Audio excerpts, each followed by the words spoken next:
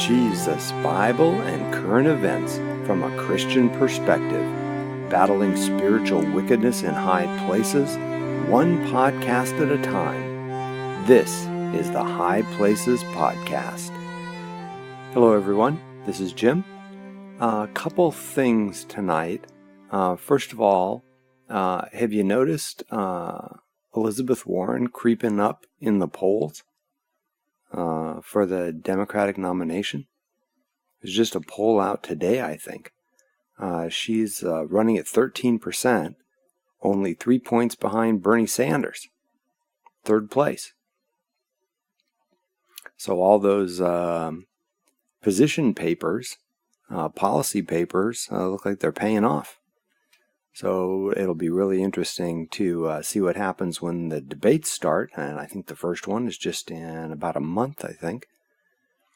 You get a lot of bumper sticker comments from the rest of the candidates. And good old Elizabeth Warren will be there talking about detailed policy on just about any subject you can think of. So that'll be interesting to see how that all shakes out. I think she's going to show herself as a person of substance, where the others seem to be just kind of tapping into anger. Not that Elizabeth Warren isn't tapping into anger, but being a policy wonk, she actually has detailed policies. I don't know if I agree with any of them, none of the ones I've heard so far. But the interesting thing about it is, if this does come down to a race between Biden and Warren, that's going to be really interesting. Because will the Democratic Party, with a viable woman candidate, certainly knowledgeable, will they really not give her the nomination in favor of an old white man? Elizabeth Warren is an old white woman. She's actually, I think I've said this before, she looks pretty good for her age. I think she's close to 70, if not 70. But she sure has a lot of energy, a lot more energy than Joe.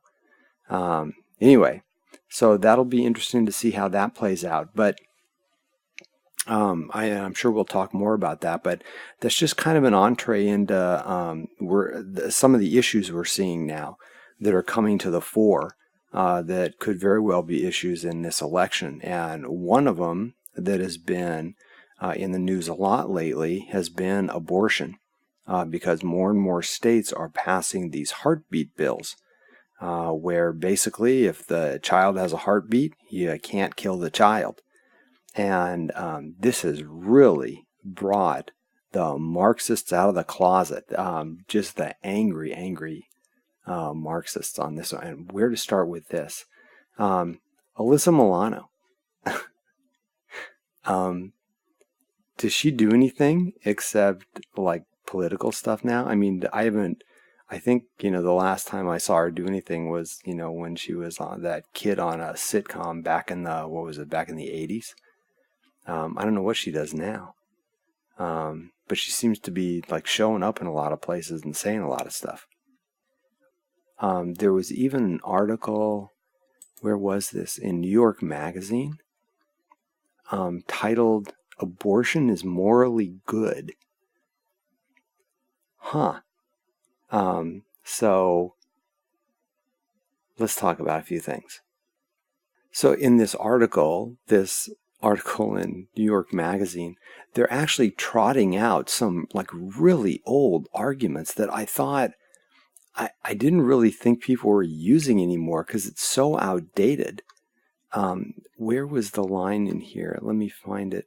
Because they were talking about, an unborn child is just a lump of cells, and she's potential life and all this other stuff. And it's like, I mean, really, with all the science, people are still using that? I mean, that was the line back in the 70s and even the 80s. But we know about DNA now. A preborn child has different DNA than her mother or father. And so to say that it's an issue of potential life, that a preborn child is just a lump of cells, well, I mean, the legislation that's passing talks about heartbeats. Your different organs in your body don't have a separate pulse. That it's just they're trying to play this child off as just some sort of inanimate object. A rock doesn't have a pulse, so okay. But a preborn child does, and nerves and brain signals and the DNA. I always go back to that. I'm surprised it isn't brought up more because, and I think we may have mentioned this before, in our legal system, DNA is how you identify a unique individual. So, I guess I was really surprised to hear that these same kind of worn out arguments are being used. But the thing now that you see is this whole kind of body independence, and feminists are like, well, this is our body, we can do what we want. Well, two things on that. I guess technically you can do whatever you want with your body, but this child is not your body. Scientifically, genetically, aren't the liberals the one that always accuse Christians of being anti-science? Huh. But from a science standpoint, a genetic standpoint, that child is a different person with a different body than that of her mother's. Now, the child may be inside the mother for the first 9 months, but that's an issue of geography, not an issue of identity. So where you are doesn't determine if you are a person or not. If I am inside my home or outside my home, I am still an individual person. When I walk inside of my home, I don't become part of the home. I am not a house when I walk into a house. I am a person, an individual person, inside of a house. Likewise, with a preborn child, they are inside of their mother, but that doesn't mean they are their mother. They have a different brain activity, different pulse, and different DNA. They are unique. But once again, this weird death cult,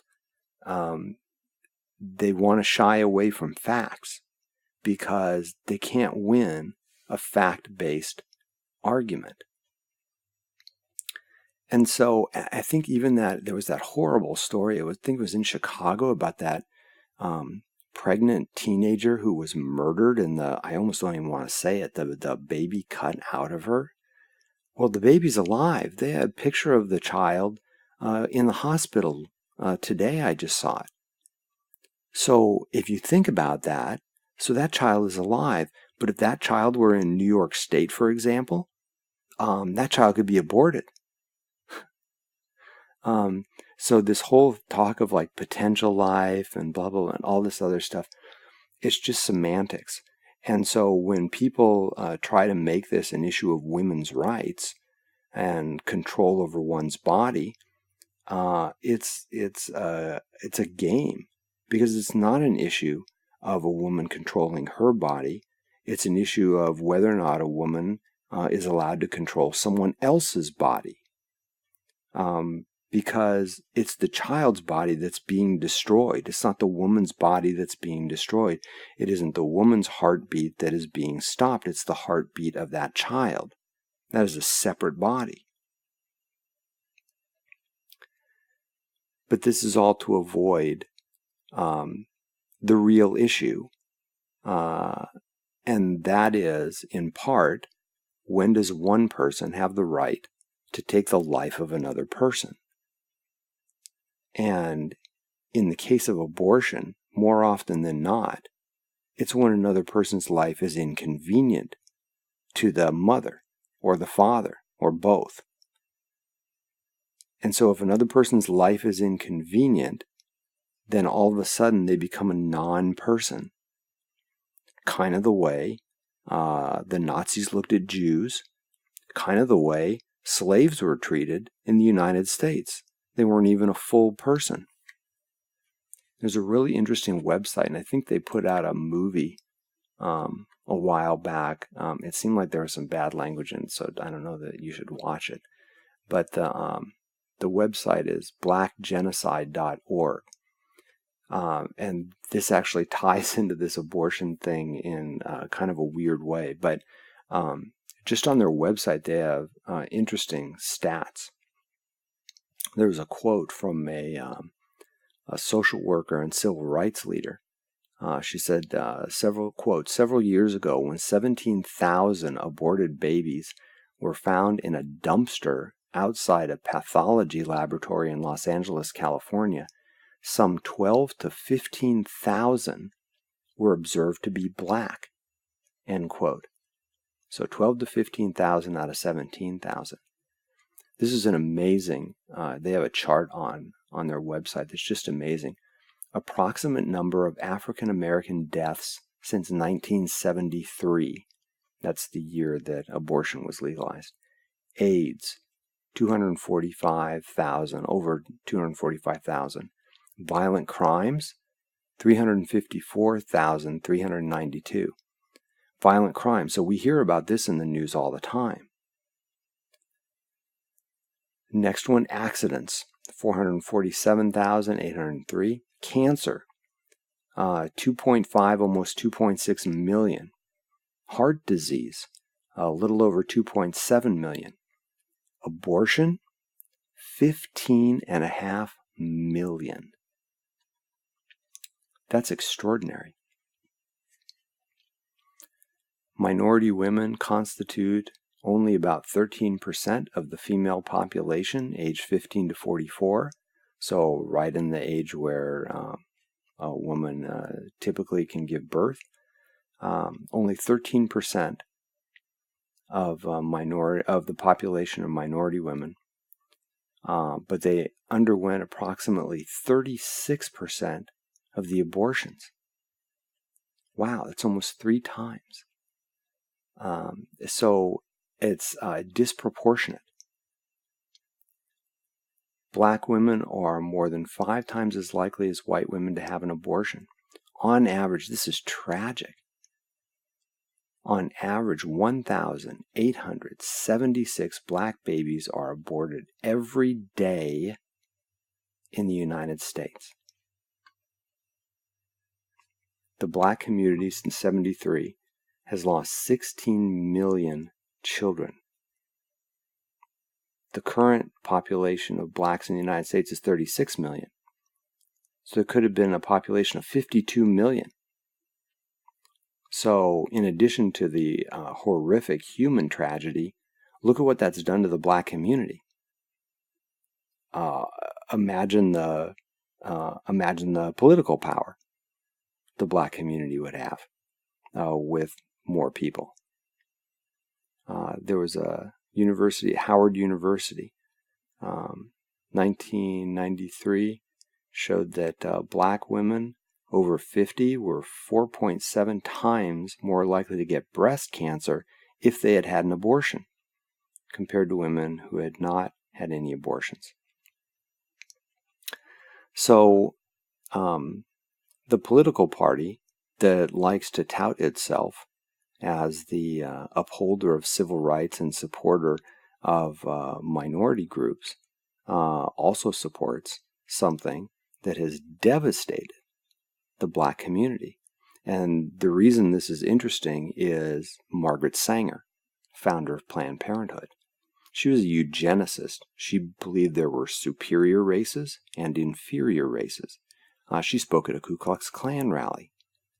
And so, what was the stat I read? It's something like 70% of the Planned Parenthood facilities are in minority neighborhoods. So that certainly lines up with Margaret Sanger's ideology. And so, I mean, you can find stats like this all over the place. And I just pointed out the stats for the Black community because it's so radically disproportionate. And at the same time, the same people that claim to support Blacks also support abortion, which has devastated the Black community for decades now. And other communities, I mean, this isn't even you don't have to divide these things by race. There's what is it, over 70 million children have been killed in this country since 73.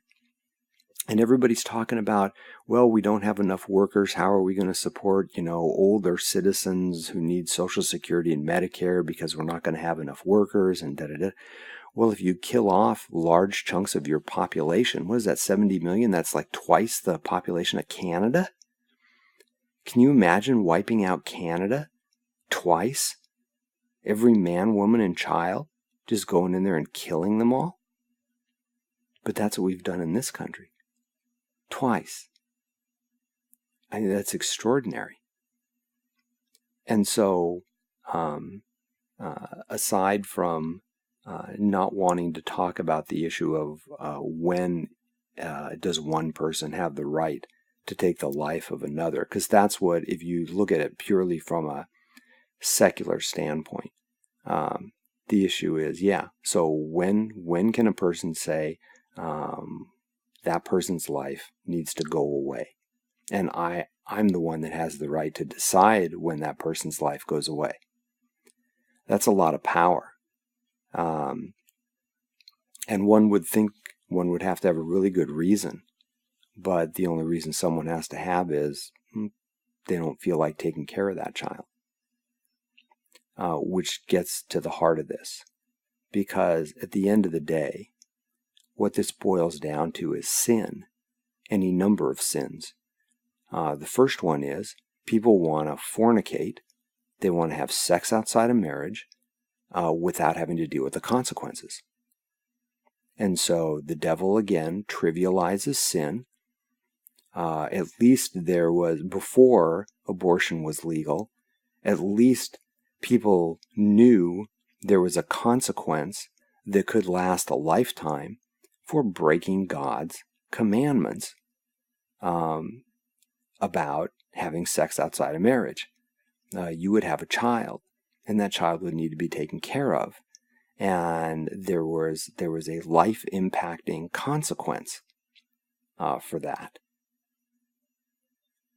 In addition to the moral consequences of living a life of willful sin, in that case fornication. But then with abortion, well, it trivializes the sin even more, because now you don't even have to worry about that consequence.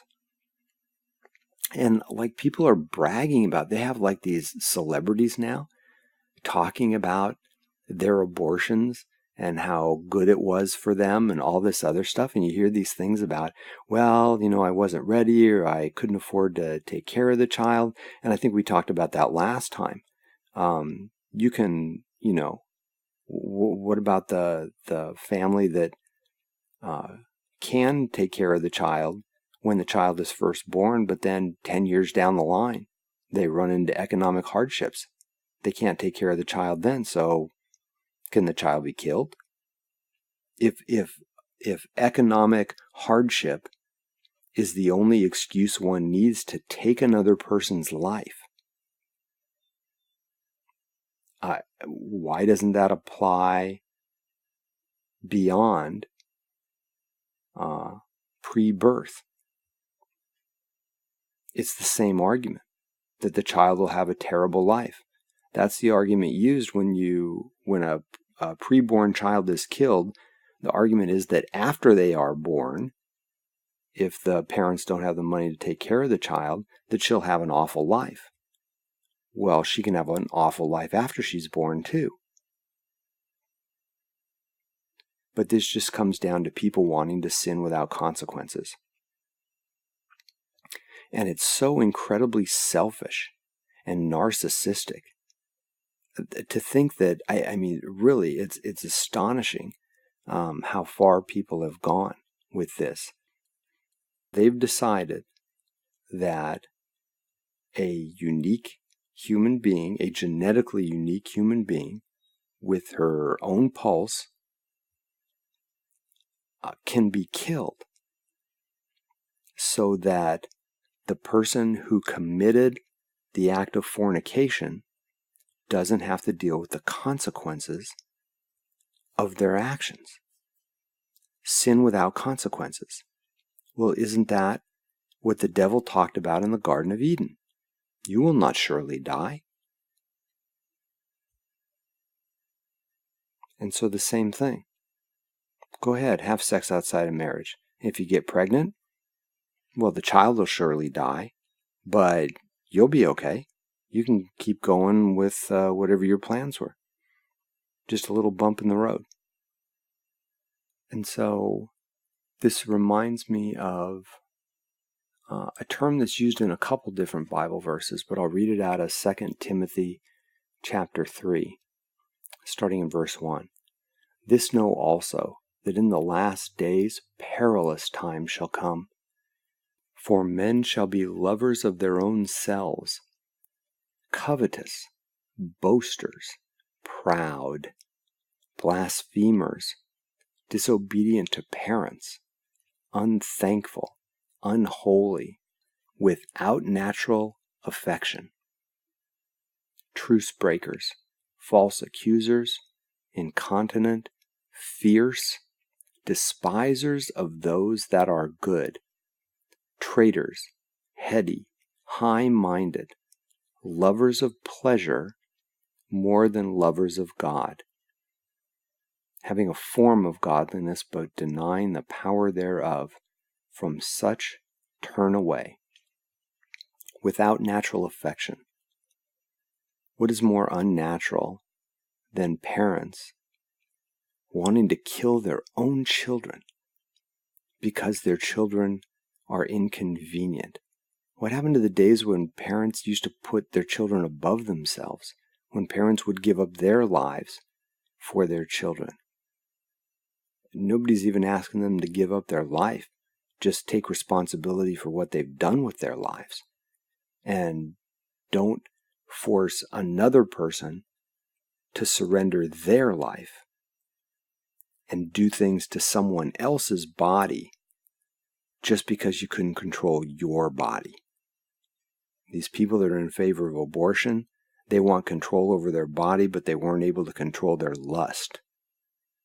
And it's interesting because some of the same people that'll talk about absolute body sovereignty are the same people that criticize people who don't want to get vaccinations.